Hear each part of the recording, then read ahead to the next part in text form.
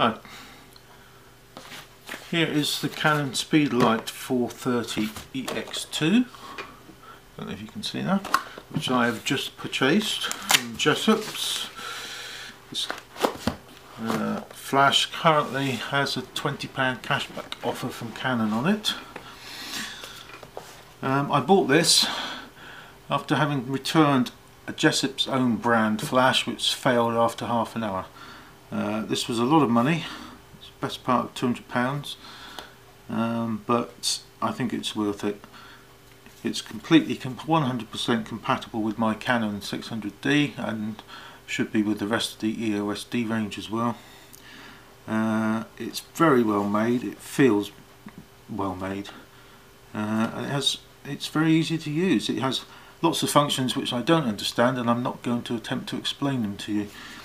But if I just show you the basics and why I think if you own a Canon DSLR you should own one of these as well.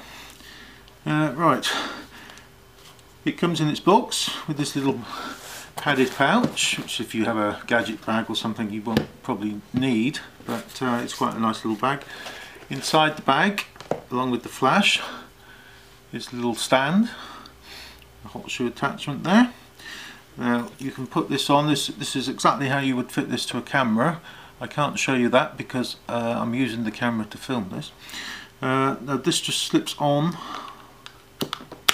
like that. Just make sure that's on the right way around. There we go. Now there's a locking tab on the flash unit there. Make sure that you put that on. If you don't, this is going to come off and your flash is going to go tumbling. To lock it on, there's no fiddling of knobs or anything. It's just a simple on is locked, off is unlocked. Now this enables it to be used as a slave unit, and if you have the Canon 600D like I do, you don't need any other equipment to use this as a slave flash.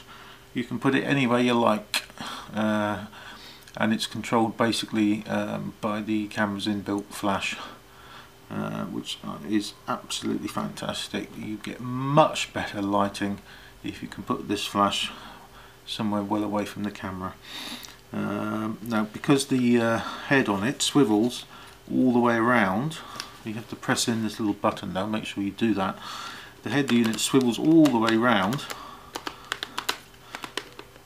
which means you can effectively set the flash backwards. So normally this would be the back of the flash, but you can set the flash backwards like that, and what that means is you can put this in front of your camera, because the infrared sensor on the back of the flash picks up the signal from the camera, which tells it when to fire. And if the flash is the way round that it would normally be, which is this way round, then the flash would have to be facing the camera. So you want to bear this in mind. Not a lot of flashes have this feature, but it's very useful if you can turn it completely all the way around.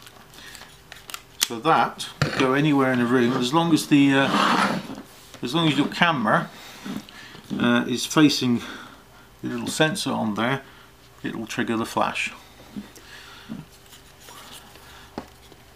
Now on the actual flash itself, our basic controls, which are pretty self-explanatory. I don't actually know what most of them are, so I'm not even going to attempt to explain it. There's quite a sizable instruction manual that comes with it.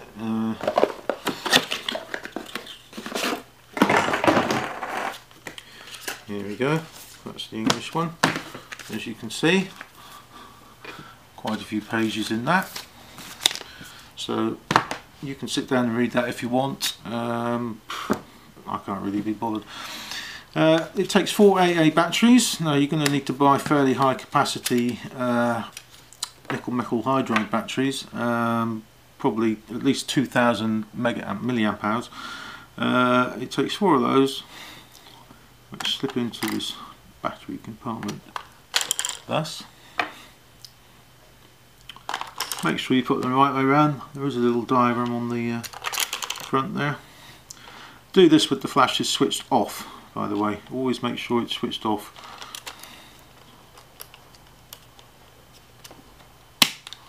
Batteries are in. Turn the flash on. You can see it makes a little noise. That's the zoom motor inside the flash head unit working, and the light comes on to tell you that it's ready to fire. You have various buttons on here. If you want to set it up to flash with your camera, you basically press and hold the zoom button. This is if you're using it wirelessly, and it comes up with a little LCD there, which I don't know if you can see. It says channel and it says slave.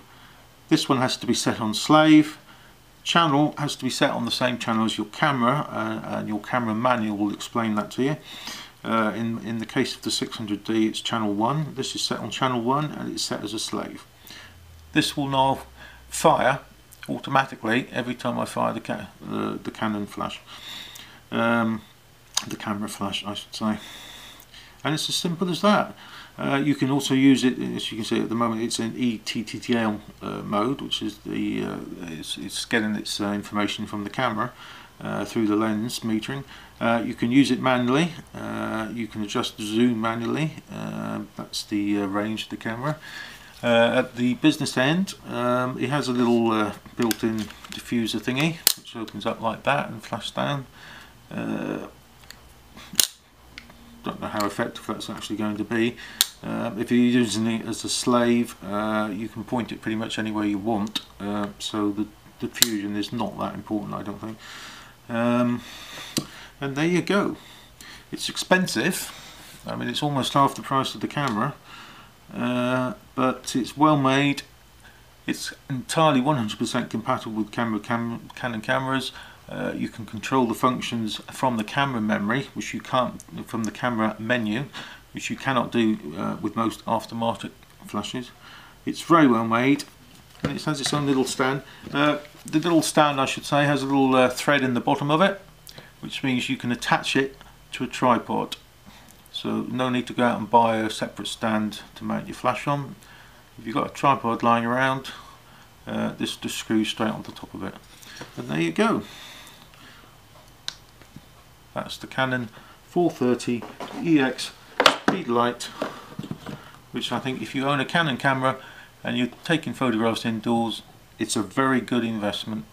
I couldn't afford to buy it, but I bought it anyway. So there you go. Thank you.